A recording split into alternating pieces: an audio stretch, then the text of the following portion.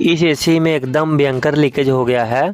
अब इसके देखिए टॉप पे लीकेज है और पूरा नीचे तक ऑयल फैल गया है, और वन साइड नहीं है, इसका टू साइड लीकेज हो गया है। इस तरफ भी ऑयल आ गया है।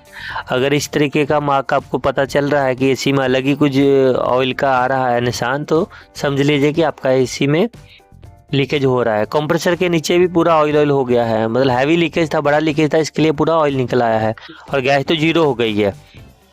अब इसका लीकेज फाइंड आउट करके इसमें गैस डालेंगे तो ये मशीन ओके हो जाएगा।